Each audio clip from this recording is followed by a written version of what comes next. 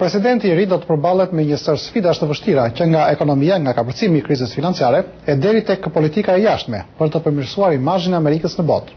Kolegu Ilir Ikonomi bisedoi sot me qytetarë të ndryshëm në Washington dhe na sjell në vazhdim mendimet e tyre.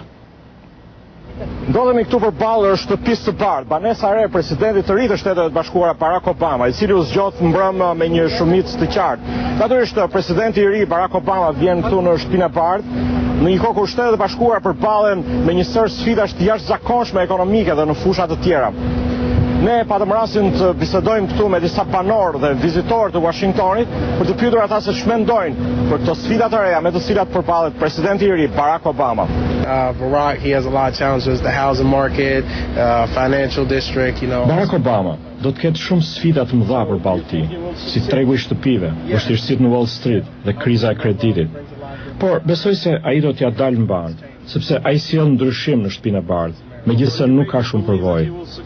Më parë ne kishim republikanët në fuqi, të cilët kishin shumë përvojë, por tani që ata po largohen, na kanë lënë pas deficite të mëdha, thot Benjamin Franklin, i cili punon në Bankën Botërore.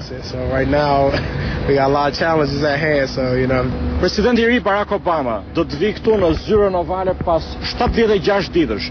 Një periudhë kalimtare kjo, periudhë kalimtare për të cilën amerikanët ndjen krenar, sepse tradicionalisht kjo periudhë në Shtetet e Bashkuara kalon pa incidente, kalon në mënyrë paqësore. Ne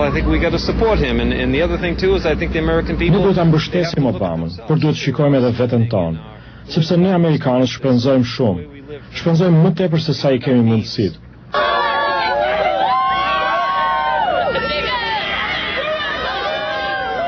Ndërkohë këtu para shtëpisë bardhë ne shikojmë se janë grumbulluar shumë njerëz, janë të rinj të reja si dhe njerëz të moshave të tjera. Mund të jenë përkrahas Barack Obamas, por mund të jenë përkrahas edhe të John McCainit ose të George Bushit. Por sidoqoftë ata vinë këtu për të parë shtëpinë e bardhë një ditë pas zgjedhjeve presidenciale. Për zërin e Amerikës, Ilir Ikonomi, Washington.